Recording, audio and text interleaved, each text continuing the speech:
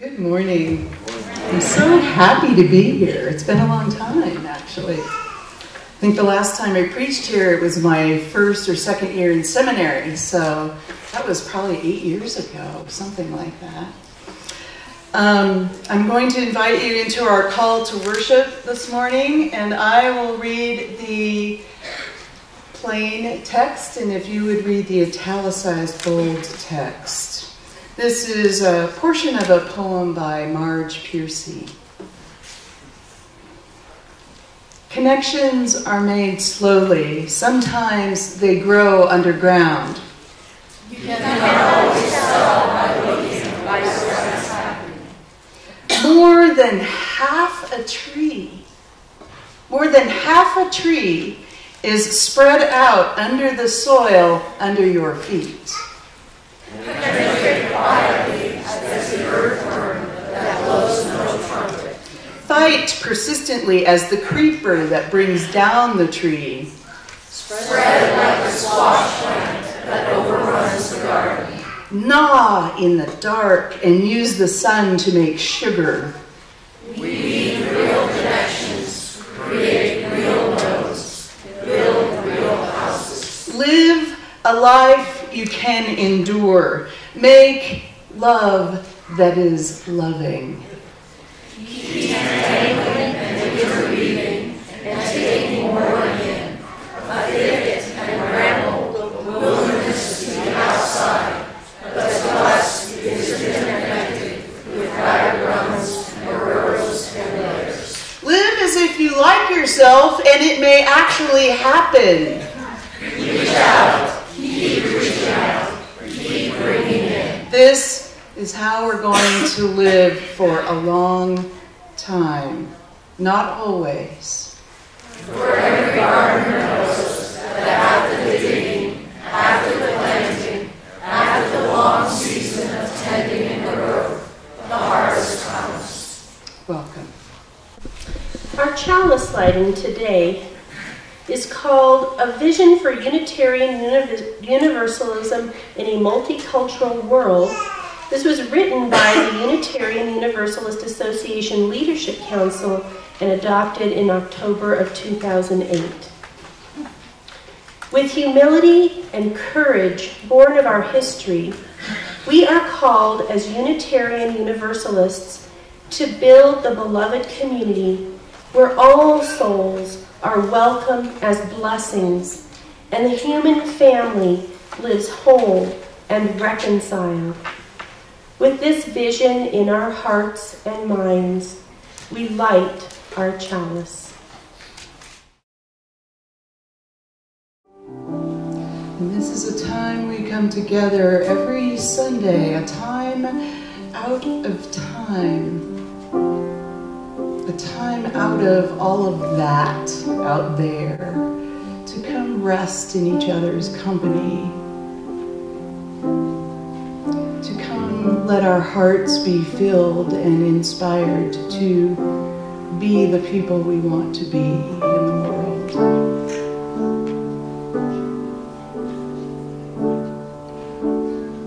To be inspired and touched by the music in the care of one another.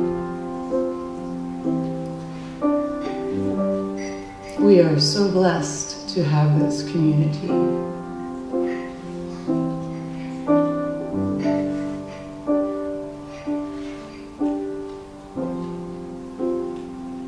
And as we live in the words of John O'Donohue, may we love to live like a river flows.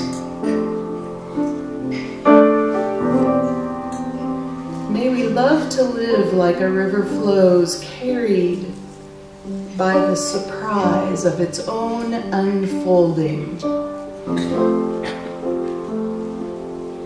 You come to this place in order that you might unfold, in order that you can peel back the layers of the parts of you that are not you, so you can get to you. May we be carried by the surprise of our own unfolding.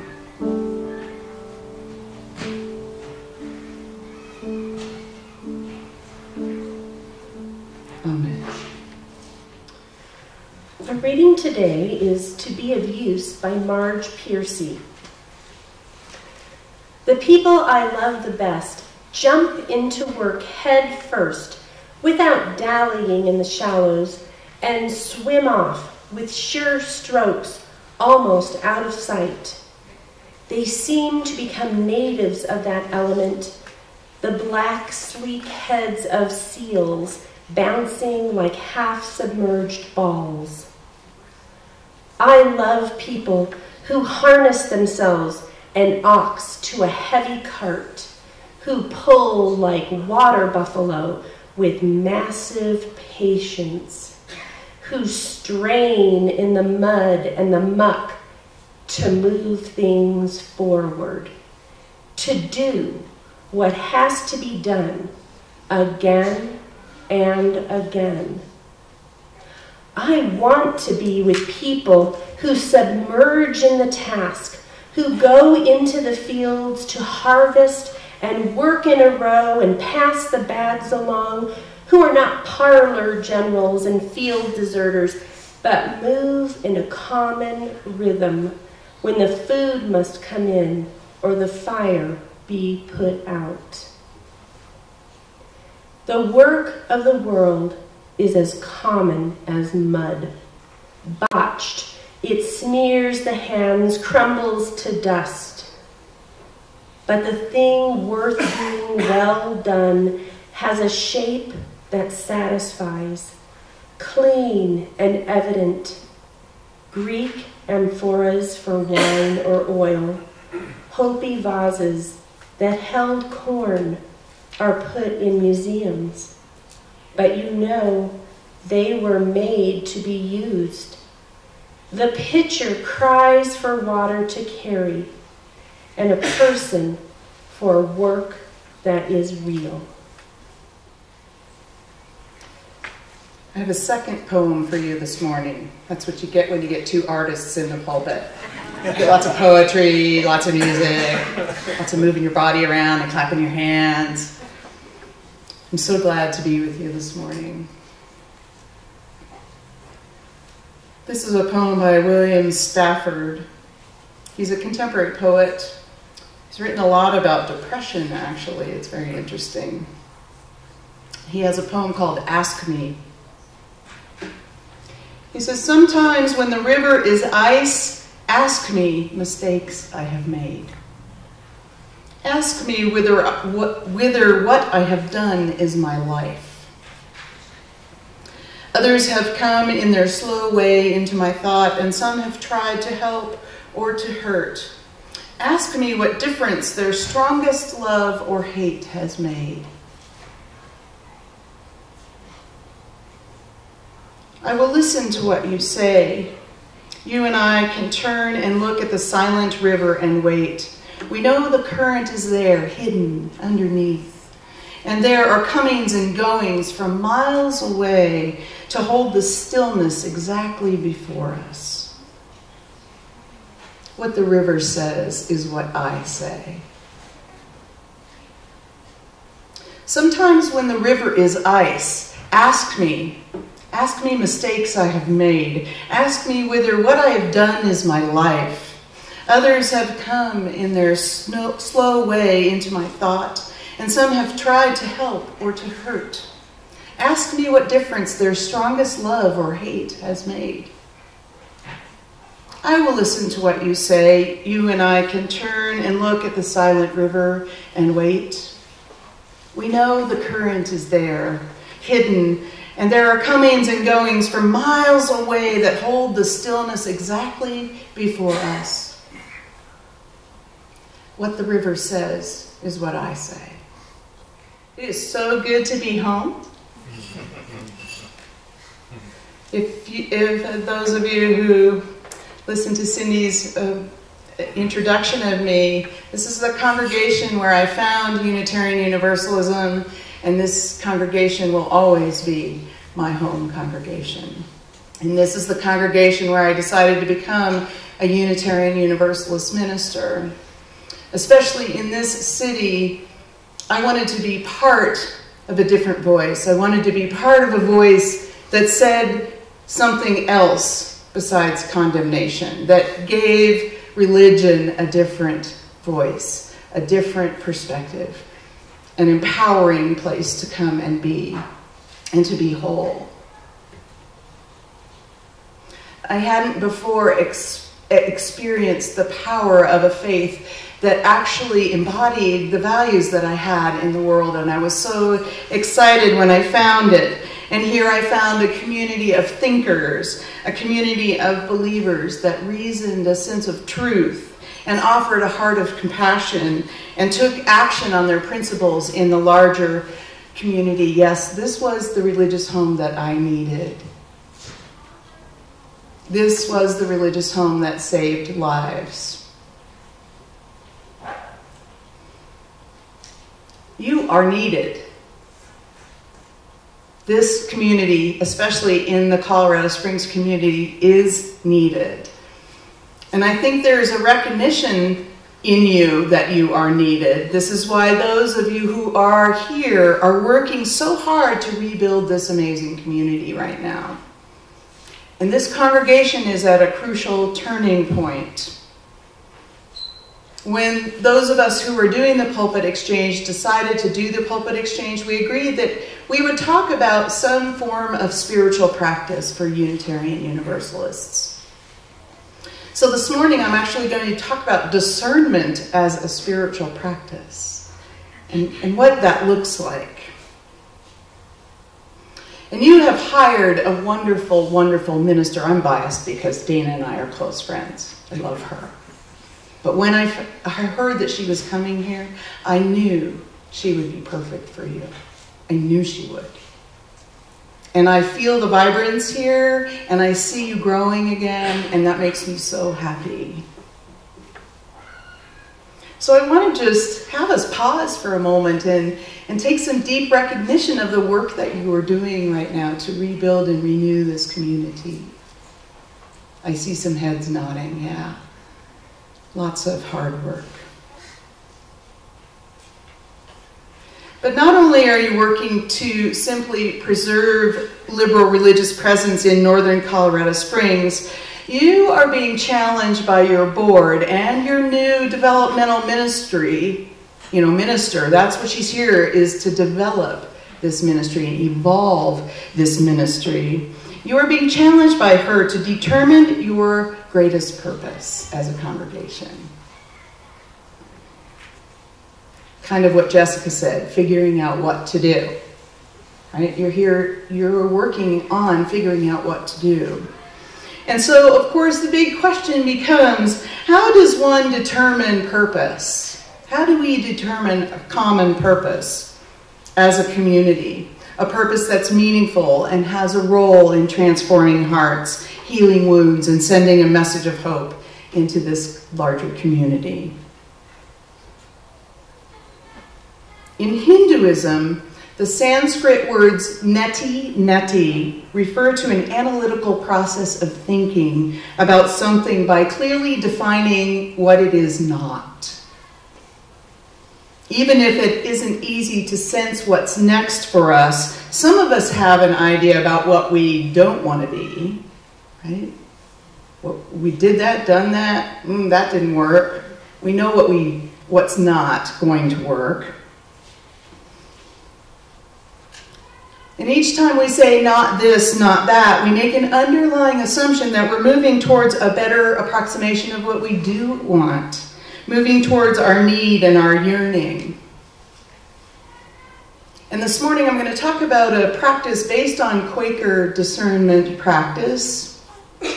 And Quakers talk about the way opening. And that it is our job just to be aware of the way that's opening in front of us. And there is also its mirror, the way closing.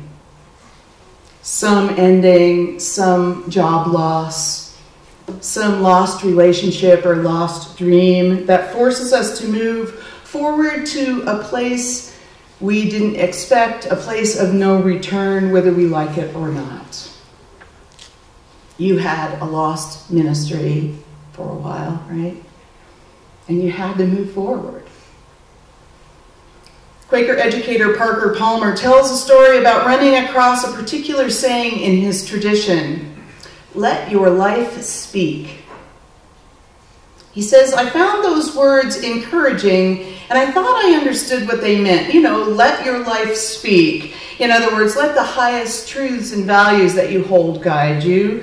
Walk your talk. Live up to those demanding standards in everything you do." And he said, because I had heroes at that time who seemed to be doing exactly that, I thought it meant living a life like that of Martin Luther King Jr. or Rosa Parks or Mahatma Gandhi or Dorothy Day. A life of high purpose. So he said, I lined up the loftiest ideals I could find and I set out to achieve them. And he said the results were rarely admirable, often laughable even, and sometimes grotesque. He said, but always they were unreal. Why? Because they were a distortion of myself. They were a distortion of my true self, as must be the case whenever one lives life from the outside in, not the inside out. He said, I'd simply found a noble way to live a life that was not necessarily my own.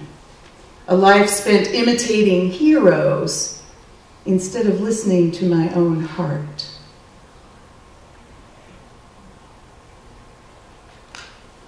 There's an old Buddhist saying that it's better to live your own dharma or purposeful life path poorly than to live someone else's dharma well.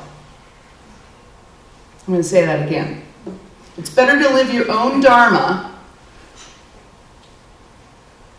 and that word means purposeful life path. So it's better to live your own dharma than to live someone else's, or it's better to live your own dharma poorly than to live someone else's dharma well. So it seems that discernment isn't really about what's right, what's wrong, necessarily, but it's about determining what are the authentic openings in one's life. Ask me whether what I have done is my life, says William Stafford. Ask me whether what I have done is my life.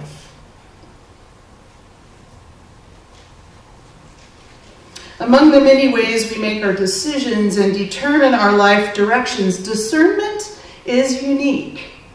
It goes beyond the rational and logical tools that we're so familiar with. Now, don't get me wrong. I think, you can always make that list of the pros and cons, right? What's good about this decision? What's not so good about this decision? Weighing one against the other.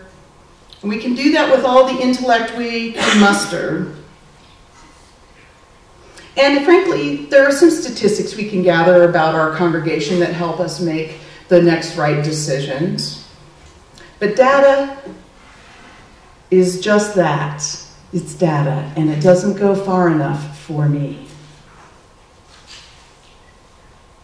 And as Joe's song just said, sometimes the best map will not guide you.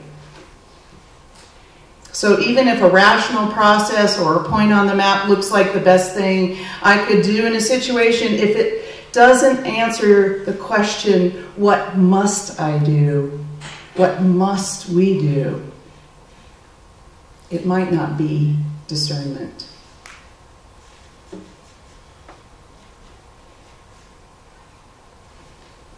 In a crowd of people at a cocktail party, Dr. Rachel Naomi Remen tells a story about a woman who recounted the story of her husband's early and difficult death. Dr. Remen says of listening to this woman, no one shares a story like this unless they are in great pain. So in the process of dying at a young age of cancer, the woman's husband had become increasingly withdrawn and rejecting, lashing out at everyone, and he rebuffed the efforts of all those around him to be of help or comfort. He blamed everyone for his suffering and the lack of fulfillment in his life. He had spoken bitterly about the choices he had made and reproached his friends and family for allowing him to make them, despite all of the people in his life. Eventually, he died alone. his deathbed, later surrounded after his death by those he had wounded deeply. His wife cried and cried. Years later, the woman was still searching for any sense of meaning around her husband's death, and she could not forgive him. So Dr. Remen, not addressing her husband's issues at all, turned and asked this woman, "What have you learned personally about death from this terrible experience?" And the wife of the man paused for a long moment, and then with great passion she said, "I do not want to die that way. What I've learned is I don't want to die like he died." And then Dr. Remen said, "Yes. So how then do you want to live? How then do you want to live?" And the woman looked at her puzzled, and Dr. Remen asked again, "How do you need to live in order to be sure that you don't die that way?" And as they continued, it seemed that that woman looked past Dr. Remen for a moment, making eye contact with something intensely personal. And then the woman reached out, touched the doctor's hand, and she turned away in the crowd.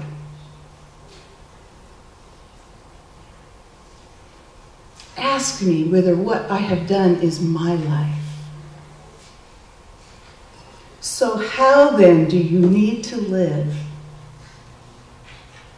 Answer these kinds of questions, and I don't think it comes from a simple list of pros and cons. Discernment can get at these deep questions.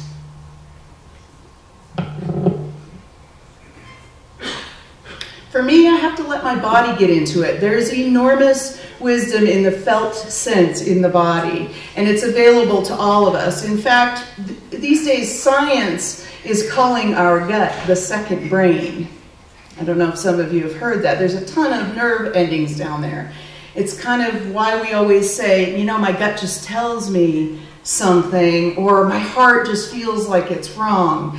There is some kind of inner teacher, some kind of wise voice that knows where our growth lies, even if our conscious thinking mind is all caught up in something else. In the Hebrew scriptures, this kind of wisdom is often referred to as the still, small voice within. It's the quiet voice of truth in the present moment, that internal shift by which a sense of rightness or a sense of peace washes over you. And it can guide your life if you let it, if you allow it to. But often to hear that still small voice, we must silence the din of all the other voices that would drown it out with our fears, our insecurities, our doubts. And to get that felt sense, we have to put this incessant thinking on a pause. The Buddhists call it monkey mind. We have to put it on hold from time to time.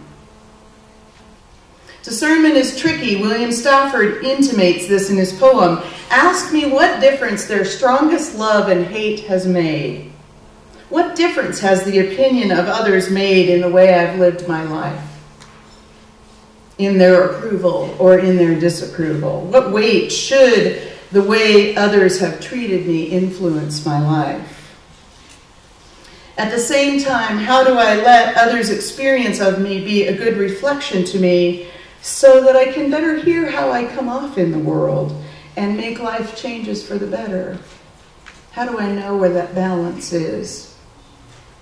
And then the really tricky question is, how do we discern what's right for a whole community? How do we listen for an authentic way opening for our community when the person sitting next to me might have a very different idea of what direction this community should go in than I do? In Unitarian Universalism, our fifth principle is the right of conscience of each person within a community. So it follows then that the goal of group discernment would be to facilitate some sort of expression of each individual conscience in the direction of the common good. And the same qualities that foster individual discernment are essential in group discernment. Finding some silence and using it as an ally. Listening deeply, careful listening to one another. Being open to surprise outcomes. Having the intention to discover common truths. Asking honest, non-judging questions when you don't understand what someone else is saying. Feeling your feelings during the process, even when it's uncomfortable.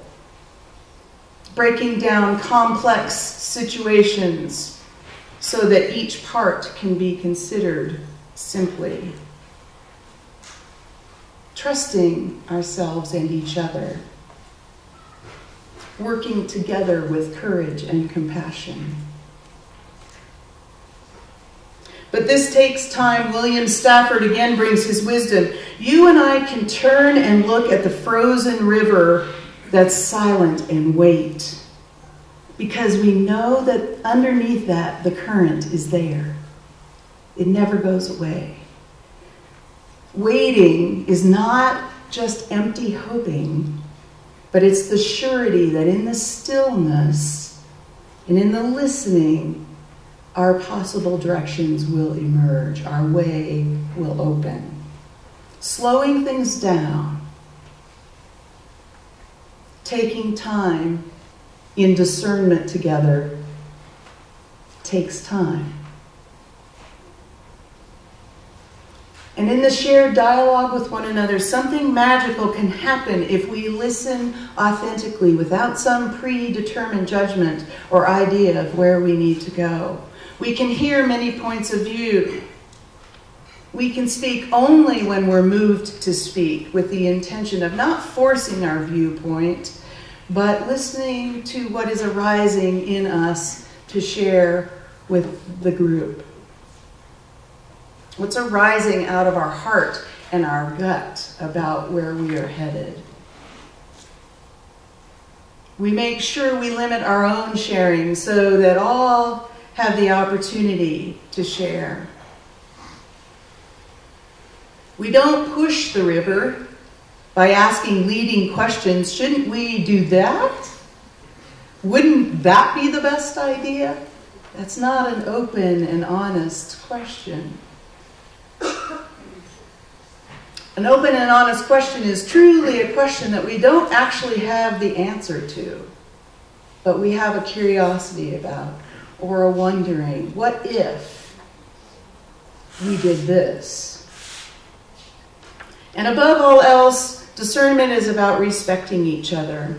It takes awareness to speak with a clean spirit without an agenda, doesn't it?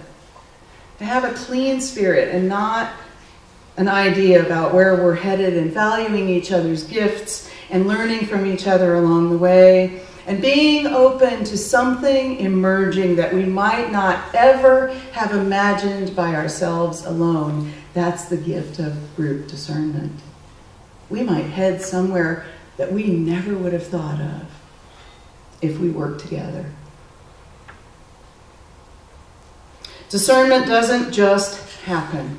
It takes practice to come into an intuitive way of working together that may seem rather invisible at times. As Marge Piercy reminds us, connections are made slowly. Sometimes they grow underground. There is more than half a tree underground.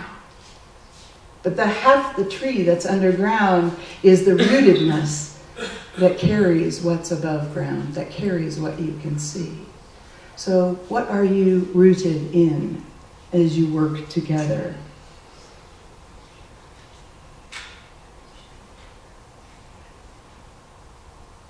And finally, I'll just say that if you are intent on discovering your common good, if we're all focused on learning from each other, the direction in front of you will form, almost spontaneously.